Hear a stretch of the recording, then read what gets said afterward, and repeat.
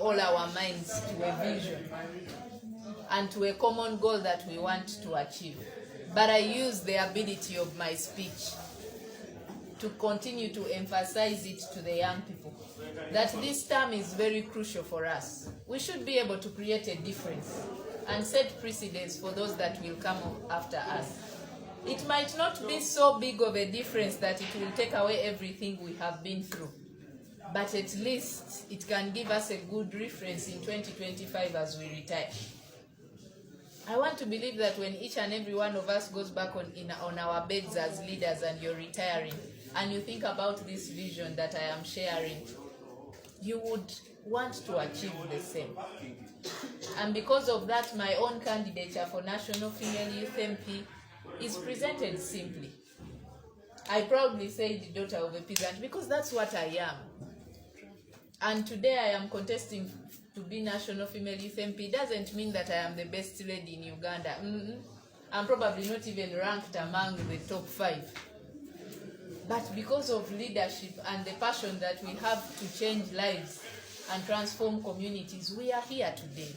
And we shall have the influence in this country. Because we come from a perspective of going through what you go through in your different capacities and in your local context. So we understand it and we are best suited to stand and advocate for our issues to be solved on table. My own agenda is very simple. It is realistic and achievable. I always tell my colleagues that I present myself as a visionary leader, one that brings integrity and vibrancy on table for the young people. My manifesto is summarized in a 5-point agenda that is at the back of the flyer you are holding. Did everyone get a flyer? Yes. Yes. Beginning with agenda number 1, youth inclusion, which is one of the greatest challenges we face in this country as young people. Because we are in the middle, we are lukewarm, massaged to be included, not included. We are even confused sometimes because the situations always arise and we think we are included, yet in actual sense we are not. We are passive participators instead of being the active ones. It is very evident through all the government projects and programs. There is no single one that I know where young people have been part of it from the genesis. It is when it comes to implementation phase, that's when they say, oh, let us bring young people on board so that the optics of this can look good. Then we implement a project that we cannot explain what its objectives were. We do not even know the genesis of it.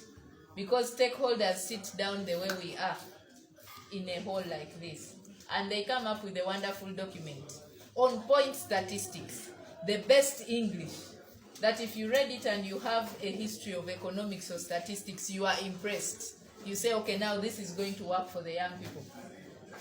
Follow it on ground and look for the impact created, 0 or none. And you want to ask yourself, what is the problem? Is it the brains that put down this document?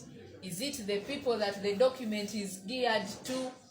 What is in between the gap that is failing the impact to be created and livelihoods to be improved? It is the lack of inclusion. Because much as you like it, the problems of the young people are complex. When someone stands before you and mentions them the way I'm speaking, they sound similar. Our number 1 problem has been poverty across the country, actually around the whole world. Then you ask, how do we get out of poverty? That is where the problem is now. Because we differ. But 2 is on vibrant representation. I think vibrancy is not something that someone has to drum for. You can see a vibrant leader in just a 1-minute interaction. You would be impressed. And it is important that as young people, we have vibrancy throughout our leadership, not just for National Female Youth MP, even for the regional youth MP, even for us at our different district levels. Can you be as vibrant as you can in your term of service as a youth leader? I always tell my colleagues that the best feeling you can have as a young person is tomorrow when you are following political proceedings in the country and you're on television, on radio, or reading a newspaper, and you can relate to the message that your youth member of parliament is deliberating on. If we had a conclusive discussion today, and tomorrow you had me debate or table it on the floor of parliament, you would be very happy. Your joy would be that your voice is being re-echoed where it should reach. And the joy you feel when you're ably represented, no amount of money can buy. Did you see the joy Mauso had when he was talking about the debate? Tell me which money can buy that joy. No one is going to come and say, Trim, I have given you 500,000. Feel like as if you are ably represented. And you start feeling that way when you are not. I have seen people proudly talk about their members of parliament.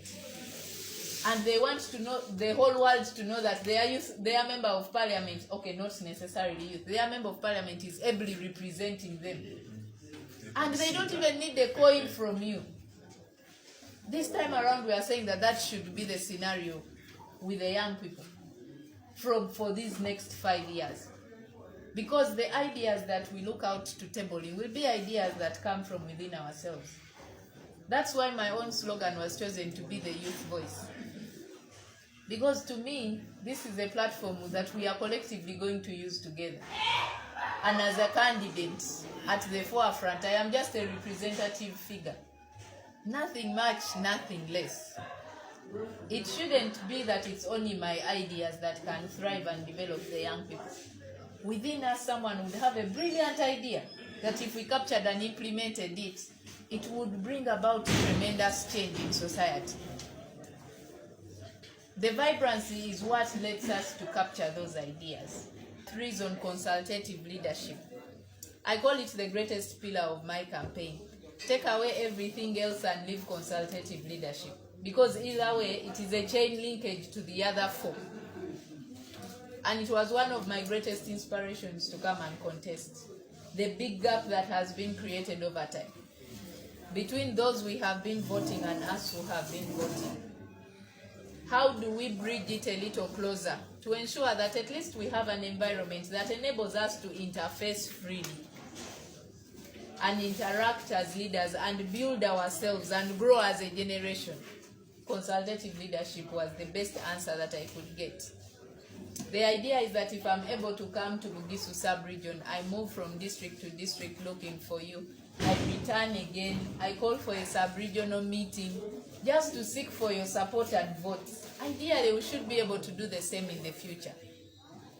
But this time not for a campaign. That the young people of Bugisu are seated with their youth member of parliament. They are deliberating issues. They are putting across their expectations. The next one should be an evaluation meeting. That my fellow youth leaders, you sent me for Agenda 1, it was successful. Agenda 2 is still in the pipeline. Number 3 has failed because of reason A, B, C. I think we need to reconverge in our next meeting and see how we can rethink it through and make it achievable as well. You want to tell me that if we moved that way, we won't be with a better face value in this country? Even government will know that this council, the youth leaders of this time, are organized and they know exactly what we want. Our voice would be strengthened. Because the country is big with 146 districts, it's unrealistic for me to stand before cemented and put consultative leadership paramountly within us. We shall retire happy leaders.